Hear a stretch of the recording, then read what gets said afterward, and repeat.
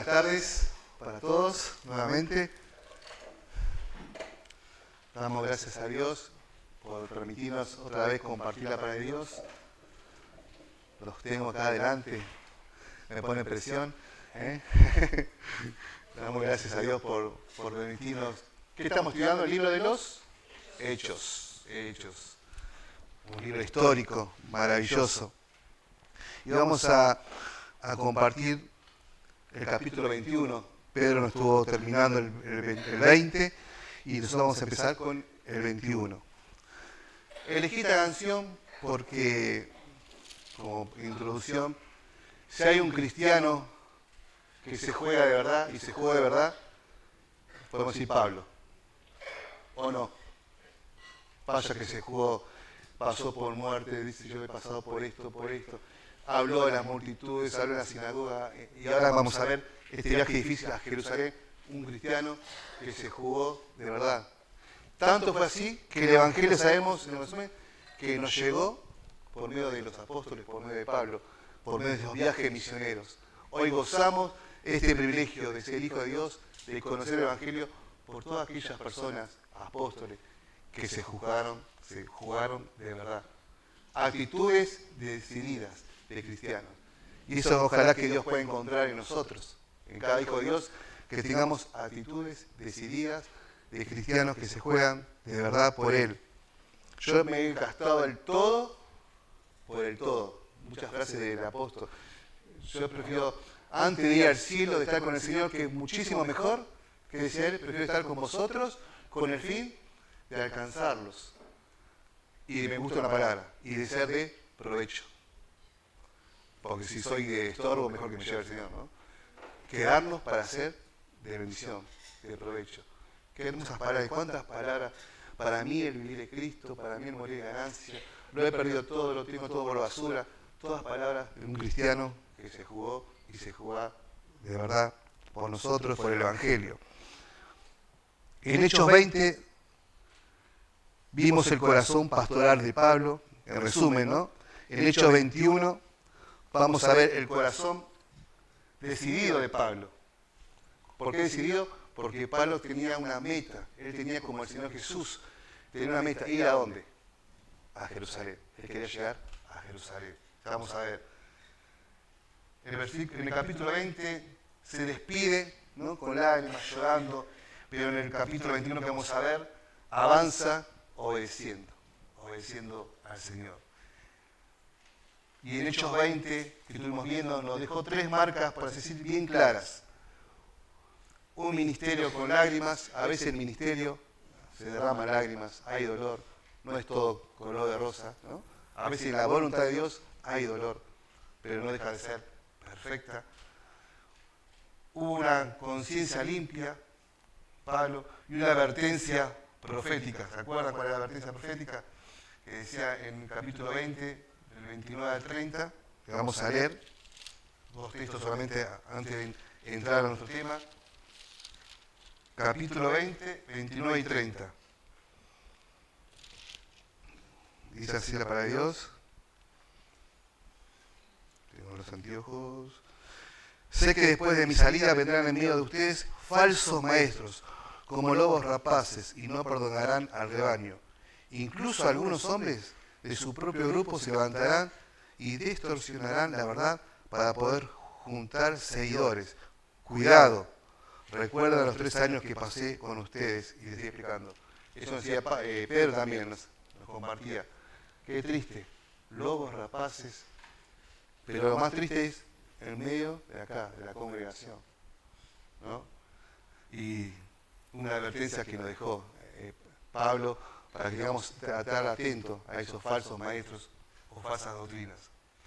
Ahora después dice que terminaba el capítulo 20, de una despedida cargada de amor, comienza el viaje, para mí, más difícil que tenía Pablo, ¿no? Ir a Jerusalén. Comienza en Hechos 21. Y vamos a leer primero del 1 al 4. Hechos 21, versículo 1 al 4. Después de despedirnos de los ancianos de Éfeso, navegamos directamente a la isla de Cos. Al día siguiente llegamos a Rodas, luego fuimos a Patara. Allí abordamos un barco que iba a Fenicia, divisamos la isla de Chipre, la pasamos por nuestra izquierda y llegamos al puerto de Tiro, en Siria, donde el barco tenía que descargar. Desembarcamos, encontramos a los creyentes del lugar y nos quedamos con ellos una semana. Estos creyentes profetizaron por medio del Espíritu Santo que Pablo no debía seguir a Jerusalén.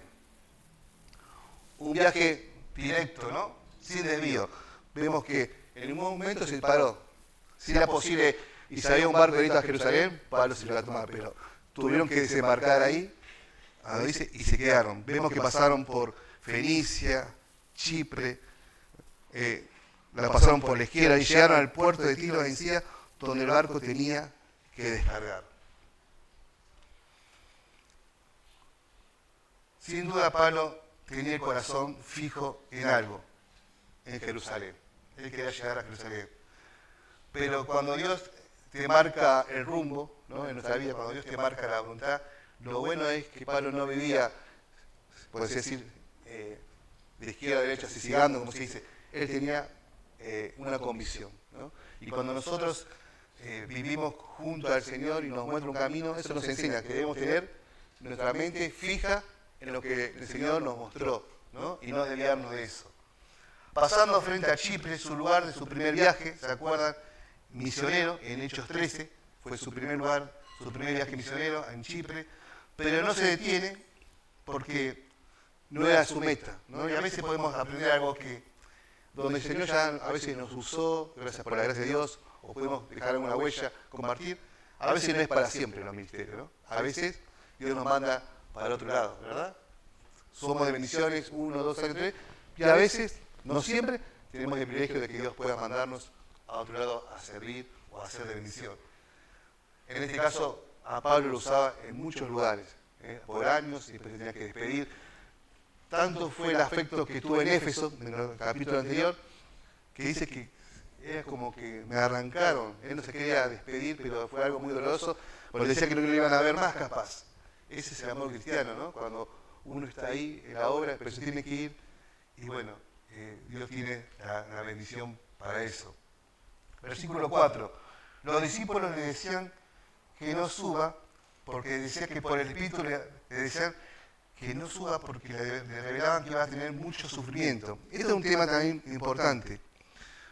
Vemos cómo en cada grupo vamos a ver que todos decían, Pablo, no vayas a Jerusalén, porque te van a maltratar, te esperan cadenas, vas a sufrir. Y dice, por medio del Espíritu Santo. Acá no vemos que se contradice, porque el Espíritu Santo no es que le estaba impidiendo a Pablo que no vaya, sino que le estaba mostrando, es cierto, que iba a haber sufrimiento, iba a haber dolor. Pero la obediencia de Pablo estaba intacta, no importa. Porque justamente en el mundo vamos a tener aflicción, en el mundo vamos a tener cosas, pero yo quiero seguir lo que el Señor quiere que yo haga, ir a Jerusalén, a pesar, ¿no? A pesar que sabía que iba a sufrir dolores, cadenas, quizás burlas y tantas cosas. Por eso que dice que por medio del Espíritu Santo que Pablo no debía seguir a Jerusalén. Versículo 5. Cuando regresamos al barco, al final de esa semana, toda la congregación, incluidas las mujeres y los niños, salieron de la ciudad y nos acompañaron a la orilla del mar. Allí nos arrodillamos, oramos y nos despedimos. Luego abordamos el barco y ellos volvieron a casa. Voy a leer algo que me salté, dice sobre el 4. El Espíritu revela el sufrimiento, había notado, pero no prohíbe la obediencia, ¿no? El amor a veces quiere proteger, ¿no? Como estos amigos, pero Dios quiere usarnos. Obedecer aún cuando todos dicen que no. Pablo sabía, ¿no? Que a pesar de todo lo más importante era la obediencia. Y en el versículo 5 hay algo que me llamó mucho la atención y que me queda detener y que me desvió un poco a otro tema, hacemos un paréntesis, y le puse como título una iglesia que acompaña hasta el final. Y si lo lees bien, es un texto conmovedor, precioso. Mira lo que dice nuevamente el 5, una iglesia que acompaña. Cuando regresamos al barco, al final de esa semana que tuvo, toda la congregación es todo, incluidas las mujeres, los niños, los ancianos, todo. Dice, ¿qué hicieron? Salieron de la ciudad y nos acompañaron a la orilla del mar. No lo saludaron así nomás, suponía. No le dijeron, bueno Pablo, que tengas buena suerte, nos vemos. Lo acompañaron hasta la orilla. Y yo con él compartía a Daniela. ¿Qué significa hasta la orilla? ¿Por qué hasta la orilla? Porque más no podían seguirlo, ¿no? Acompañarlo, porque si no, ya se mojaban en el mar, se ahogaban. Lo acompañaron hasta más no poder. Eso es muy tierno y muy lindo de la iglesia. Una iglesia que acompaña. Pablo se despedía y la iglesia dijo, no, nosotros vamos con vos y te acompañamos hasta la orilla. Y qué importante, yo eso pensaba, por eso que en esta tarde pensaba en nuestras hermanas Saraí y Sara y Felipe, también que van a tomar decisiones, algunos de una forma u otra. Qué hermoso que la iglesia acompañe, como estamos haciendo. Y otra cosa muy importante, dice, no solo acompañó con la presencia, sino que dice que se arrodillaron y oraron. Una iglesia que ora antes de soltar o antes de hacer algo, de tomar una decisión. Eso es muy importante y eso Dios bendice mucho. Qué hermoso que cuando tomemos decisiones o vamos a hacer algo, la iglesia acompaña y la iglesia ora. Yo me imagino, ¿te imaginas esa escena en la orilla del mar, aparte un lugar precioso de haber sido, ver a jóvenes, a niños, a adolescentes, todos arrodillados y orando? No se ve eso. Yo creo que se perdió un poco el orar de rodillas. Quizás en la casa uno lo hace, pero en la iglesia ¿no? A veces como que hay vergüenza de eso. Y no tendría que haber vergüenza de arrodillarnos. ¿No? Arrodillarnos. No sé si te conmueve. Qué maravilloso esto. ¿No? Y qué ejemplo para nuestra vida. Por eso yo hacía un paréntesis.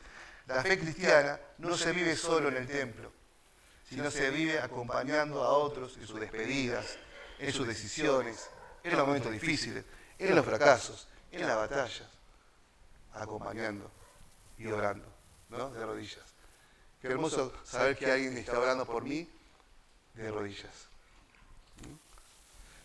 Y yo una vez me acuerdo, me da la piel de gallina, como dice, porque una vez que me acuerdo que un chico me dijo, mi suegra era de orar mucho por mí, de mi otro matrimonio, y una vez me decía, ¿vos sabés que es posible que a vos no te pase nada? O Dios te bendice, o Dios esto, porque mi suegra era una mujer de oración, vivía orando, porque ella ora por vos. Y a veces uno puede pensar, muchas veces quizás mi vida es bendecida o tu vida, porque hay muchos que oran por vos. Qué importante, muchos que yo pienso que Pablo, el éxito de Pablo también, porque había muchos, a medida que iban los cristianos creciendo y todos oraban por Pablo y oraban por el ministerio, que la palabra avance, que el evangelio se abra puertas, y era el secreto, ¿no? Una iglesia que ora, era el secreto. Dice, se arrodillaban y vemos que la última imagen que esa persona vieron, no vieron a Pablo, sino a un barco, sino que vieron personas de rodillas orando. La fe cristiana no se vive solo no sé, en el templo, sino acompañando a otros en sus despedidas, decisiones, llamonía, en problemas, en batallas, ¿no?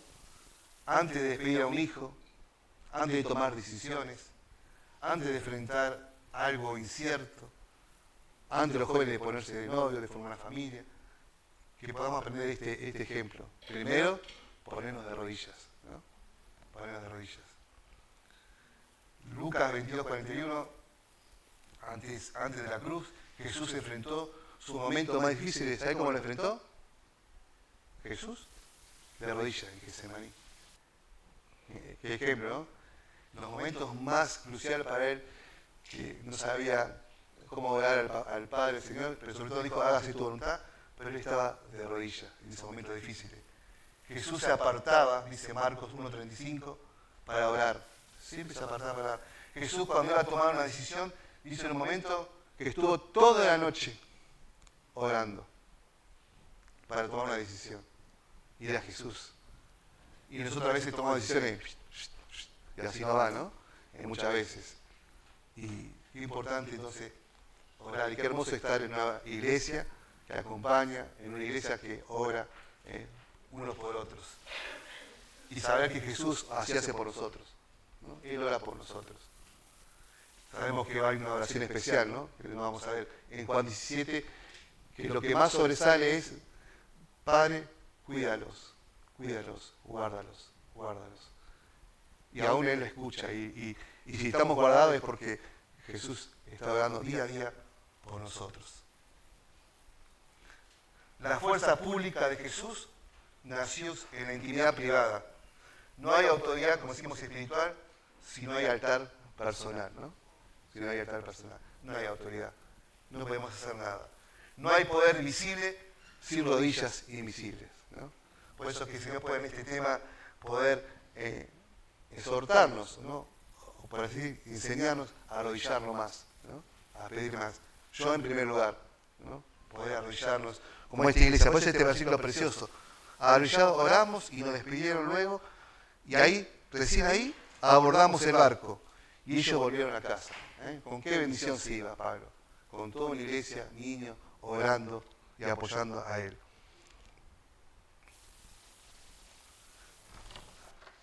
Del 6 al 9 vamos a leer, versículo 6, dice: y nos despidieron luego, abordamos el barco y ellos volvieron a casa. Después de dejar Tiro, la siguiente parada fue Tolemaida, donde saludamos a los hermanos y nos quedamos un día.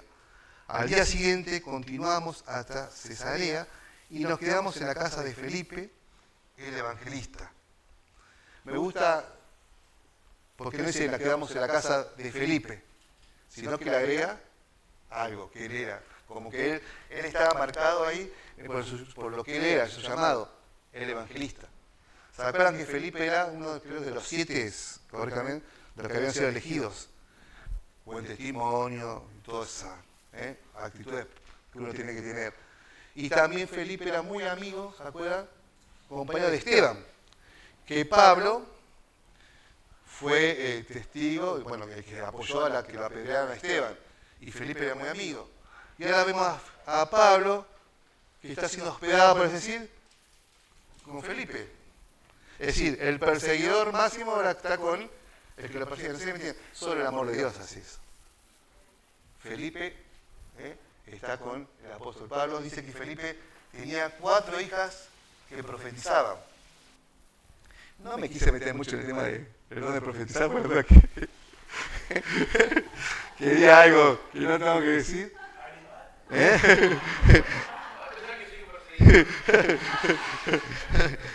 Pero,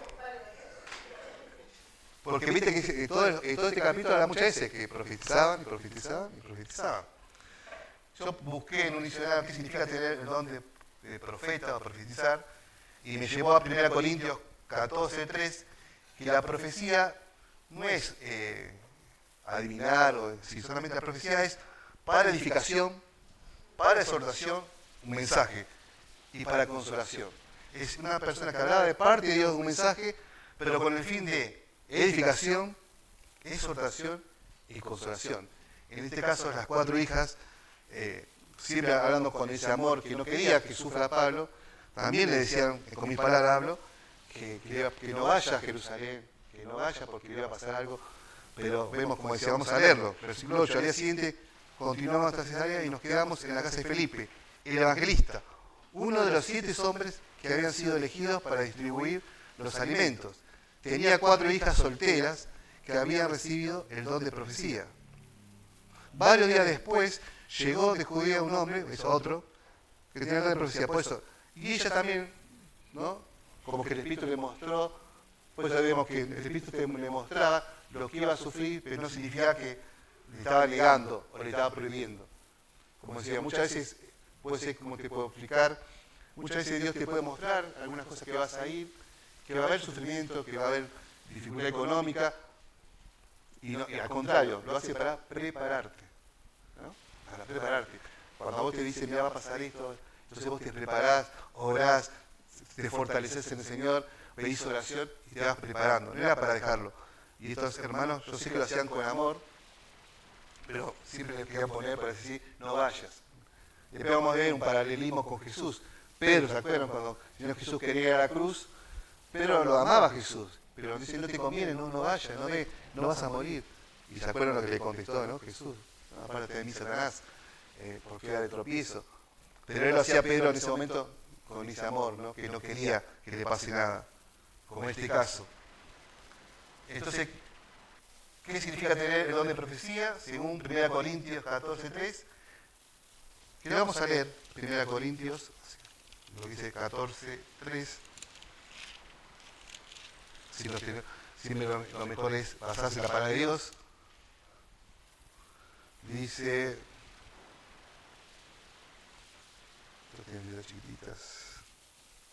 en cambio, el que profetiza fortalece a otros, los anima, los consuela. Aquí está mi versión, ¿sé cómo dice la otra versión? Es decir, que en sí, esa ¿no? Es un mensaje inspirado por el Espíritu Santo para fortalecer a la iglesia, para edificación, para exhortación, para consolación. Que antes lo tenía, que Dios dijo que en ese momento, tanto mujeres y como hombres iban a recibir ese don de profecía. No significa que eran pastoras ni nada de eso, sino que recibían esa visión, ¿no? Para edificar, exhortar y consolar a la iglesia, ¿no? Fortalecer a la iglesia. Versículo 10. Ahí aparece un personaje también. Varios días después llegó de Judea un hombre llamado Ágabo, quien también tenía don de profecía, ¿no? Se acercó y tomó el cinturón de Pablo y se ató los pies y las manos. Luego le dijo, el Espíritu Santo declara de esta forma, será atado el dueño de este cinturón, era Pablo, por los líderes judíos en Jerusalén y entregado a los gentiles. Cuando lo oímos, tanto nosotros como los otros creyentes del lugar, le suplicamos a Pablo que no fuera a Jerusalén. Después vamos a leer el 13. Acá es otro, Ágabo, profeta, que hace ya con un ejemplo, ¿no? Le pide el cinturón, que no era un cinturón como lo nuestro, sino que era como una soga más larga, por eso dice que se puede atar los pies y las manos, y le dijo como señal que así como estás siendo atado, Pablo, así el dueño de este cinturón va a ser atado en Jerusalén, maltratado, bueno. Y todos cuando escuchaban, otra vez, vuelvo a repetir, porque lo amaban, lo querían proteger pensando de esa manera, no vayas a Jerusalén. Pero sabemos que Pablo tenía fijo Jerusalén y nadie iba a poder con sus convicciones. Eso también nos habla de algo hermoso. Que cuando uno tiene convicción de algo, por más que otros te digan algo, si vos tenés convicción, siempre es mejor obedecer la voluntad de Dios, ¿no? La voluntad de Dios. Un profeta tomó el cinturón de Pablo, como vimos, se ató los pies y dice así, así estará en Jerusalén el dueño de este cinturón. La reacción, todos lloraron, todos rogaron, todos intentaron detenerlo, pero no pudo ser. Eso no era rebeldía, ¿no? Sino que era amor. Versículo 13, vemos lo que dice. Pero él dijo, ¿por qué todo este llanto, Pablo? Me parte en el corazón. Yo estoy dispuesto no solo a ser encarcelado en Jerusalén, sino incluso a morir por el Señor Jesús.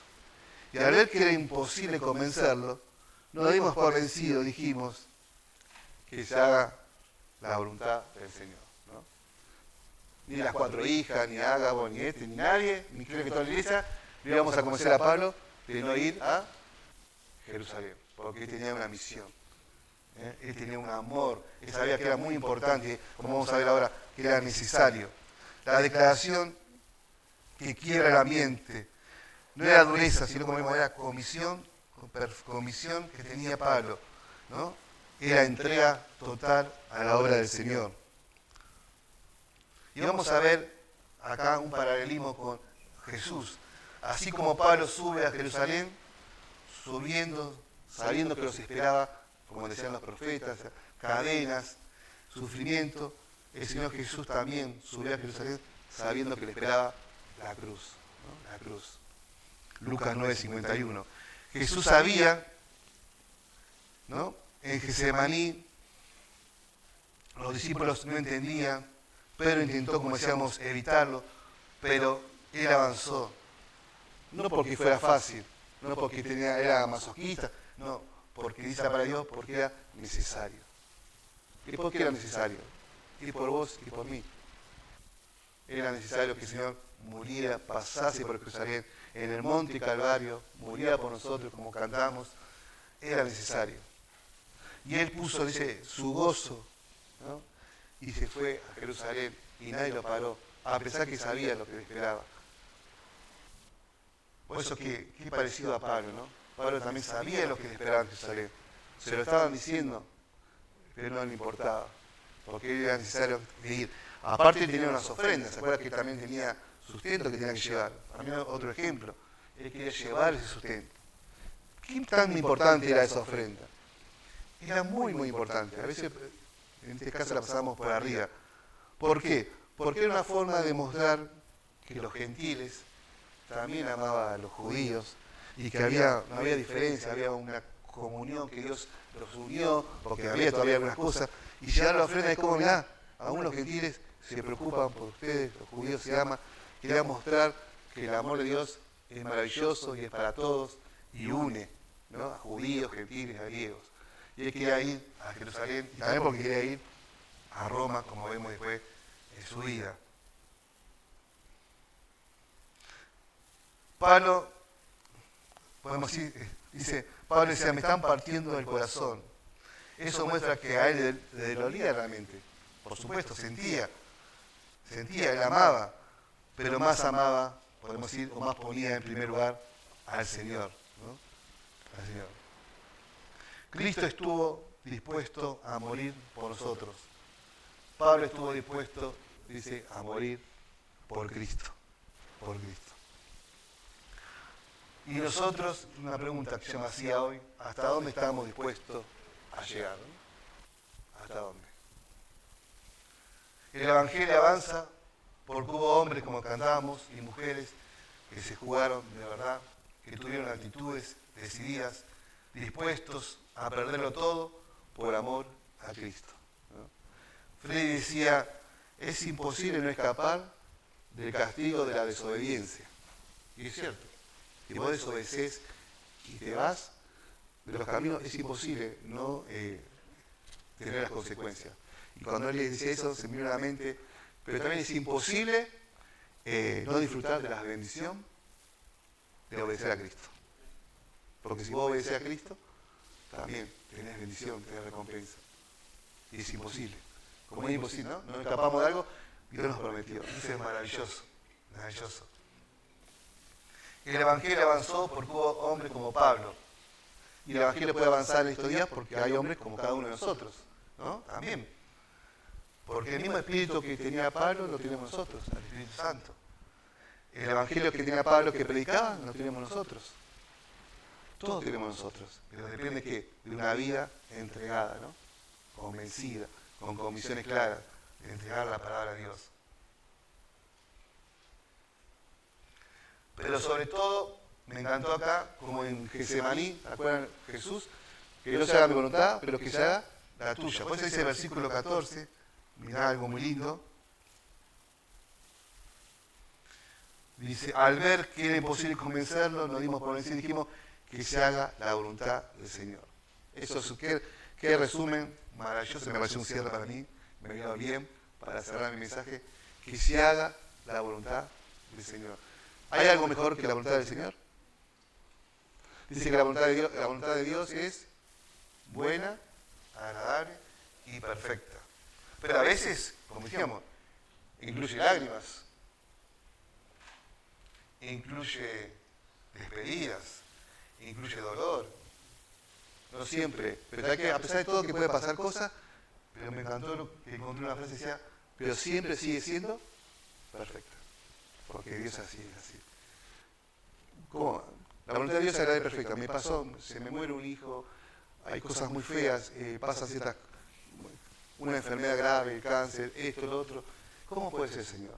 Y quizás no lo entienda. Pero si está dentro de la voluntad de Dios, siempre sigue siendo perfecta. ¿Cuántos testimonios escuchamos después de casos feos, tristes, que comprendieron que si no fuera por eso, por esto, ¿no? El Señor no hubiese alcanzado, ¿no? A pesar que puede pasar cosas difíciles, La voluntad de Dios siempre es lo mejor, ¿no? Y es perfecta. Y es perfecta.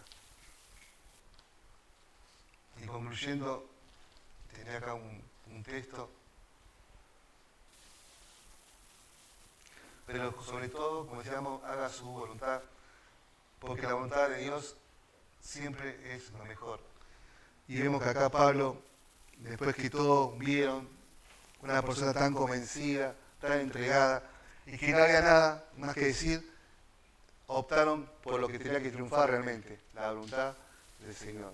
Y en esta noche lo que más sería hermoso que siempre, sobre todo, a pesar de todo, siempre se haga la voluntad del Señor en tu vida y en mi vida, ¿no? Son lecciones prácticas que aprendemos. Y después vamos a ver cuando Pablo llega a Jerusalén, ¿no?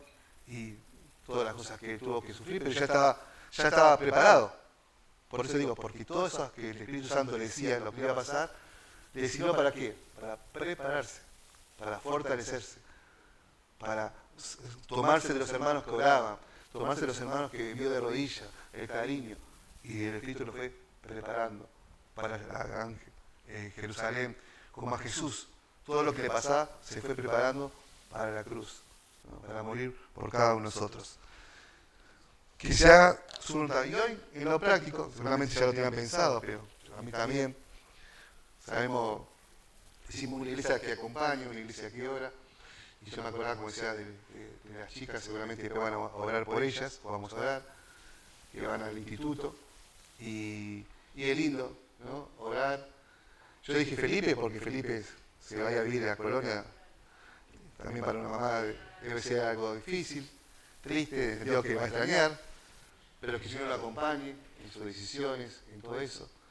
Y bueno, qué lindo que oremos, ¿no? Podamos orar por eso. Yo quería, no sé, terminar, si quería pasar Sara y Saraí, y si dos personas o los ancianos quieren orar por ellas, porque ya entran mañana entran al instituto, para que Dios bendiga sus vidas, y bueno, y sea de mucha bendición lo que aprendan, y bueno, y que sepan que la iglesia acompaña y ora, ¿no? Por ustedes, y es maravilloso. Si quieren pasar, yo te voy a empezar a pedir a la mamá, ¿sí? A la liga y a quien, que oren por ellas, por las chicas, ¿sí? ¿Sí? Así que vamos a orar, ¿les parece? Nos ponemos de pie y oramos para... Y por Felipe, no se olviden, que ¿cómo se va él? Semana que viene, el miércoles. No. Ahí está el micrófono.